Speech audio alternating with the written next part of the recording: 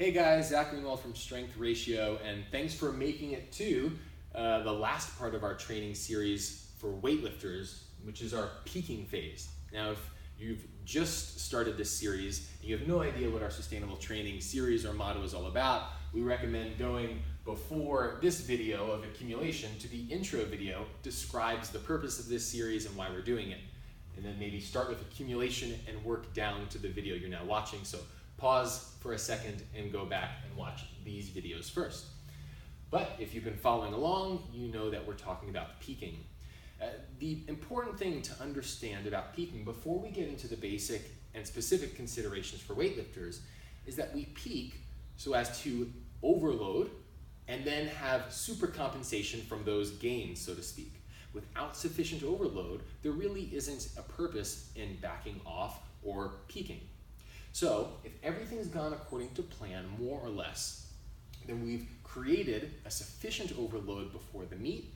This is going to teach you about how to be most ready to go on competition day. Now, the science is out really on how long a peak should last, and you're going to really find for yourselves what works best. A general guideline we recommend is 2 to 3 weeks. In the powerlifting world, it's much greater, especially for those who have really tapped into their absolute capacities because the load they're moving is so much greater, which requires more rest, especially relative to the load moved in weightlifting. So we're going to say, in general, this cycle will last 2 to 3 weeks. We have a progressive reduction of volume and intensity after the overload that we've created. The idea is that we have super compensation, meaning that we reached really high and now we're backing down, and in backing down we get basically a tidal wave of all of those gains that we had from previous cycles and prep, and now we're ready to go on game day. And we're also going to have time in decreasing volume and intensity to allow more energy to put into psychological preparation and overall readiness.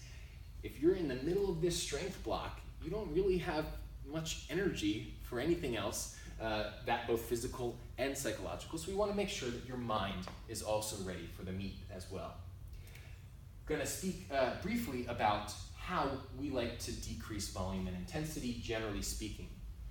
3 to 4 weeks out, you might have that overload, which is O. Okay. 2 to 3 weeks out, because we've created an overload and we now want to reap the gains of that overload, we're going to decrease the volume. But the intensity can stay up, right? We might still be doing heavier squats, heavier pulls, and heavier full lifts. And then in that last week, and even maybe that second week, we start slowly dropping intensity or weight on the bar. Now, in other countries where doping policy isn't as stringent at the highest level, you'll sometimes see lifters maxing out or trying to, and in some cases exceeding their abilities in the training hall relative to what they actually do on the platform. That's crazy high intensity versus what they can do on meet day. With what we can do without drugs, this, generally speaking, is a good formula. You have your overload, you decrease your volume, you then decrease your intensity. We said that specificity is highest at this stage, so we want lifts primarily from the floor, and we want to make sure that our volume is super low. So you're not going to be doing a ton of glute ham raises or a ton of Bulgarian split squats. If you've been following and taking notes, that all occurred back here. This is primarily barbell work, snatch, and clean and jerk. Now, if we're only doing full lifts, because the volume and supportive work that we had to keep us healthy is lower, we want to make sure that we don't do too much. And a way that we can help reduce fatigue without spending time with junk volume is with power variations. Power snatch, power clean, even a power jerk. It can save our legs, and we can use it for fatigue management while still honing in on skill. So we know that lifts are primarily from the floor, even our powers are from the floor. But now we're getting into this final week. How do we prepare for that competition? Well, it's not a one-size-fits-all prescription. We want to propose some general considerations which most weightlifters will all face, and those are nutritional and travel considerations. If the lifter has a lot of weight to cut and many time zones to cross for our meet, it might not be wise to have the opening session on, say, a Wednesday if the lifter's going Thursday, especially if that lifter's tapped into the upper edge of their own abilities and the weight they're moving is causing pretty notable fatigue. Their technique isn't limiting them, so the weight they're moving relative to their potential long-term is pretty absolute and fatiguing. So we might have that last heavy day or opening session be further out so that you're not tired and drained by the time you get to your meet. Now, if you are relatively new to the sport, or maybe you just want to get a good gauge of where your opener should be because you're uncertain, then an opener relatively close, even that midweek, can help give you a good strategy. Again, this is all about putting yourself in the best position to succeed, and a lot of it is strategizing and being adaptable as you go.